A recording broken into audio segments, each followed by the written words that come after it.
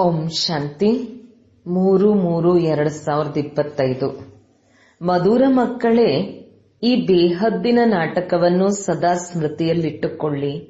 ಆಗ ಅಪಾರ ಖುಷಿ ಇರುವುದು. ಈ ನಾಟಕದಲ್ಲಿ ಯಾರು ಅನನ್ಯ ಮತ್ತು ಒಳ್ಳೆಯ ಪುರುಷಾರ್ಥಿಯಾಗಿದ್ದಾರೆಯೋ ಅವರ ಪೂಜೆಯು ಅಧಿಕವಾಗಿ ಆಗುತ್ತದೆ. ಪ್ರಶ್ನೆ: ಯಾವ ಸ್ಮೃತಿಯು ಪ್ರಪಂಚದ ಎಲ್ಲಾ ದುಃಖಗಳಿಂದ ಮುಕ್ತರನ್ನಾಗಿ ಮಾಡುತ್ತದೆ? ಹರ್ಷಿತವಾಗಿರುವ ಯುಕ್ತಿ ಏನಾಗಿದೆ? ಉತ್ತರ: ಸದಾ ಸ್ಮೃತಿ ಇರಲಿ. ಈಗ ನಾವು ಭವಿಷ್ಯದ ಹೊಸ ಪ್ರಪಂಚಕ್ಕೆ ಹೋಗುತ್ತಿದ್ದೇವೆ. ಭವಿಷ್ಯದ ಖುಷಿಯಲ್ಲಿರಿ, ಆಗ ದುಃಖವು ಮರೆತು ಹೋಗುತ್ತದೆ. ವಿಘ್ನಗಳ ಪ್ರಪಂಚದಲ್ಲಿ ವಿಘ್ನಗಳಂತೂ ಬರುತ್ತದೆ, ಆದರೆ ಈ ಪ್ರಪಂಚದಲ್ಲಿ ನಾವು ಇನ್ನೂ ಕೆಲವೇ ದಿನಗಳು ಇರಲಿರುತ್ತೇವೆ ಎಂಬ ಸ್ಮೃತಿ ಇದ್ದಾಗ ಹರ್ಷಿತರಾಗಿರುತ್ತೀರಿ. ಗೀತೆ: ಎದ್ದೇಳಿ ಪ್ರಿಯತಮೆಯರೇ, ಎದ್ದೇಳಿ. ಓಂ ಶಾಂತಿ. ಈ ಗೀತೆಯು ಬಹಳ ಚೆನ್ನಾಗಿದೆ. ಗೀತೆಯನ್ನು ಕೇಳಿದೊಡನೆಯೇ ಮೇಲಿನಿಂದ ಹಿಡಿದು 84 ಜನ್ಮಗಳ ರಹಸ್ಯವು ಬುದ್ಧಿಯಲ್ಲಿ ಬಂದು ಬಿಡುತ್ತದೆ. ಇದನ್ನು ಸಹ ಮಕ್ಕಳಿಗೆ ತಿಳಿಸಿದ್ದೇವೆ. ನೀವು ಮೇಲಿನಿಂದ ಬರುವಾಗ ಸೂಕ್ಷ್ಮವತನದ ಮುಖಾಂತರ ಬರುವುದಿಲ್ಲ, ಆದರೆ ಈಗ ಸೂಕ್ಷ್ಮವತನದ ಮುಖಾಂತರ ಹೋಗಬೇಕು. ತಂದೆಯು ಸೂಕ್ಷ್ಮವತನವನ್ನು ಈಗಲೇ ತೋರಿಸುತ್ತಾರೆ. ಸತ್ಯಯುಗ ತ್ರೇತಾಯುಗದಲ್ಲಿ ಈ ಜ್ಞಾನದ ಮಾತು ಇರುವುದಿಲ್ಲ, ಈ ಚಿತ್ರಗಳು ಇರುವುದಿಲ್ಲ. ಭಕ್ತಿ ಮಾರ್ಗದಲ್ಲಿ ಬಹಳಷ್ಟು ಚಿತ್ರಗಳಿವೆ. ದೇವಿಯರ ಪೂಜೆಯು ಬಹಳಷ್ಟು ನಡೆಯುತ್ತಾ ದುರ್ಗಾ, ಕಾಳಿ, ಸರಸ್ವತಿ ಎಲ್ಲವೂ ಒಂದೇ ಆಗಿದೆ. ಆದರೆ ಎಷ್ಟೊಂದು ಹೆಸರುಗಳನ್ನಿಟ್ಟು ಬಿಟ್ಟಿದ್ದಾರೆ.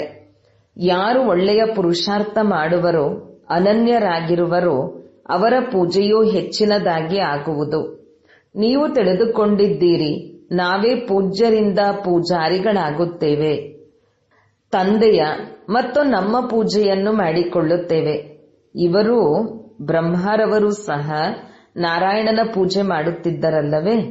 ಇದು ಬಹಳ ವಿಚಿತ್ರವಾದ ಆಟವಾಗಿದೆ.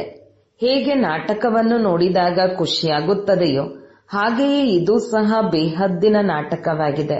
ಇದನ್ನು ಯಾರೂ ತಿಳಿದುಕೊಂಡಿಲ್ಲ. ನಿಮ್ಮ ಬುದ್ಧಿಯಲ್ಲಿ ಈಗ ಪೂರ್ತಿ ಡ್ರಾಮಾದ ರಹಸ್ಯವಿದೆ. ಈ ಪ್ರಪಂಚದಲ್ಲಿ ಎಷ್ಟೊಂದು ದುಃಖವಿದೆ.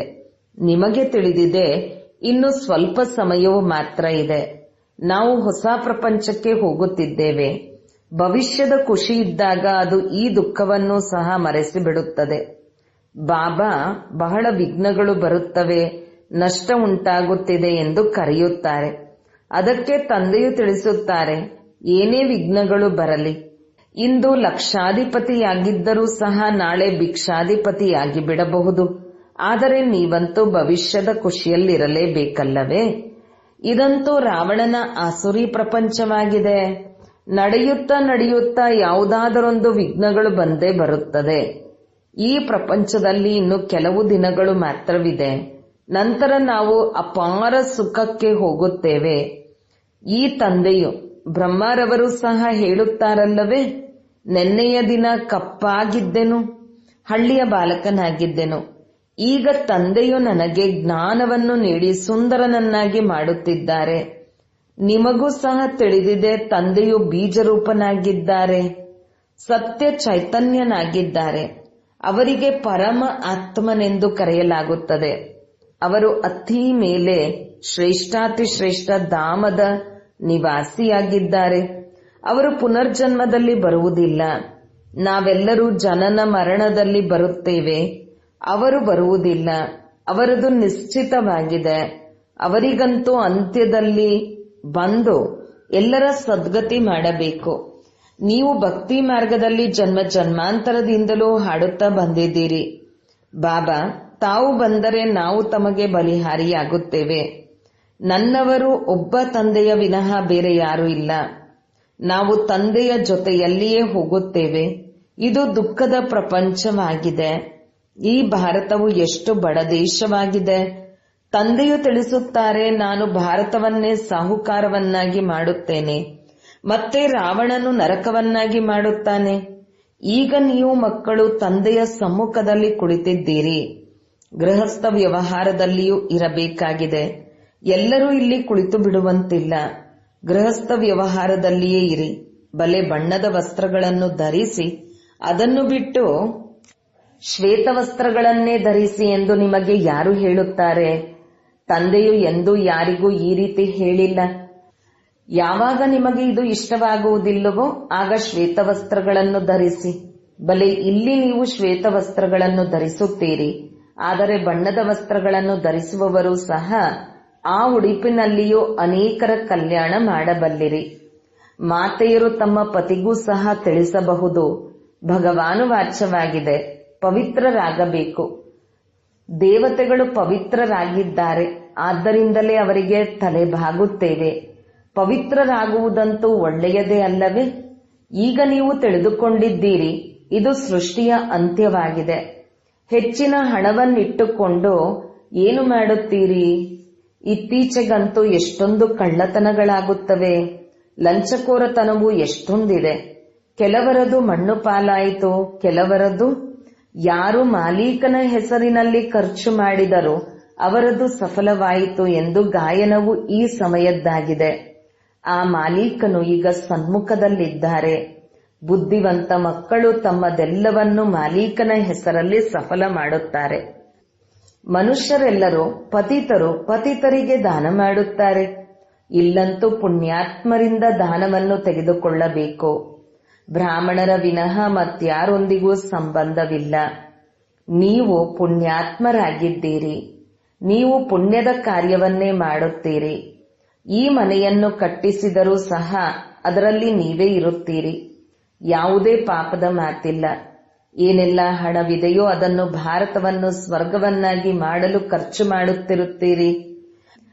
ತಮ್ಮ ಹೊಟ್ಟೆಗೂ ಸಹ ಮತ್ತು ಬಟ್ಟೆಯನ್ನೂ ಸಹ ಕಟ್ಟಿ ಹೇಳುತ್ತಾರೆ, ಬಾಬಾ, ನಮ್ಮ ಒಂದು ಇಟ್ಟಿಗೆಯನ್ನಾದರೂ ಇದರಲ್ಲಿ ತೊಡಗಿಸಿ, ಅದರಿಂದ ನಮಗೆ ಸ್ವರ್ಗದಲ್ಲಿ ಮಹಲು ಸಿಕ್ಕು ಬಿಡುತ್ತದೆ.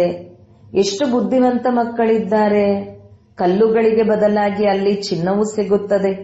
ಇನ್ನು ಸ್ವಲ್ಪವೇ ಸಮಯವಿದೆ. ನೀವು ಎಷ್ಟೊಂದು ಸೇವೆ ಮಾಡುತ್ತೀರಿ. ಪ್ರದರ್ಶಿನಿ ಮೇಳಗಳು ಹೆಚ್ಚುತ್ತಾ ಹೋಗುತ್ತವೆ. ಕೇವಲ ಹೆಣ್ಣು ಮಕ್ಕಳು ಕನ್ಯೆಯರು ತೀಕ್ಷ್ಣವಾಗಬೇಕು. ಆದರೆ ಬೇಹದ್ದಿನ ತಂದೆಗೆ ಬಲಿಹಾರಿಯಾಗುವುದೇ ಇಲ್ಲ. ಮೋಹವು ಬಿಟ್ಟು ಹೋಗುವುದೇ ಇಲ್ಲ.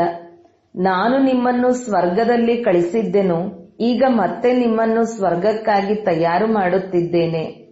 ಒಂದು ವೇಳೆ ಶ್ರೀಮತದಂತೆ ನಡೆದಿದ್ದೇ ಆದರೆ ಶ್ರೇಷ್ಠ ಪದವಿಯನ್ನು ಪಡೆಯುತ್ತೀರಿ.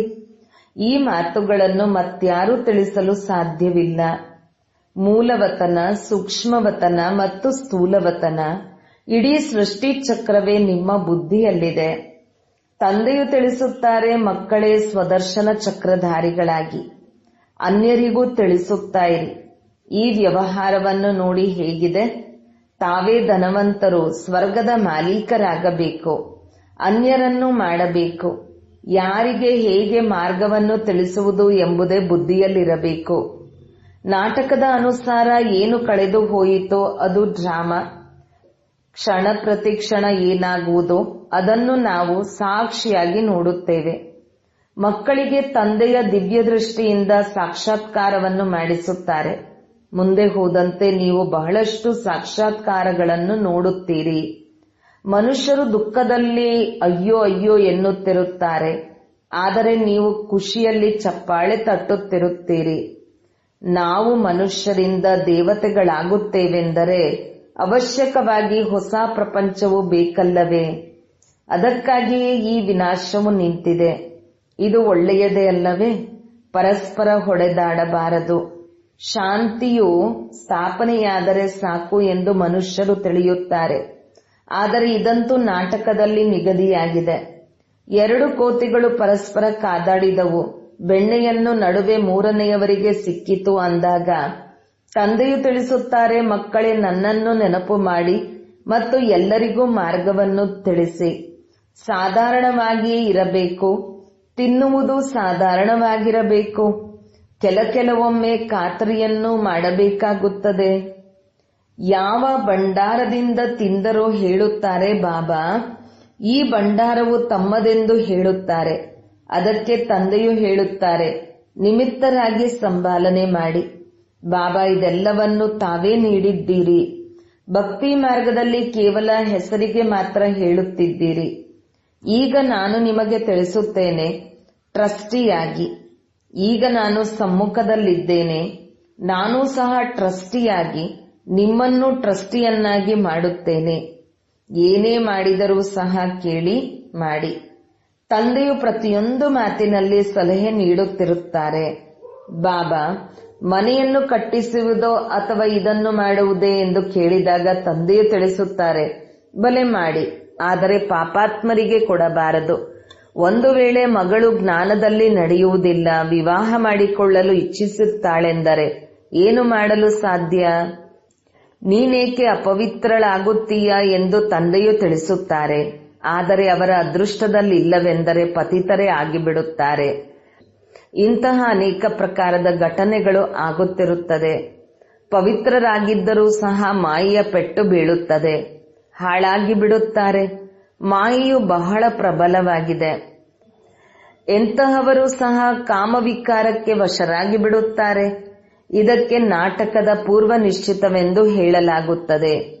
ಈ ಕ್ಷಣದವರೆಗೂ ಏನೆಲ್ಲವೂ ನಡೆಯಿತೋ ಅದು ಕಲ್ಪದ ಹಿಂದೆಯೂ ನಡೆದಿತ್ತು. Nothing new, ಹೊಸದೇನಲ್ಲ.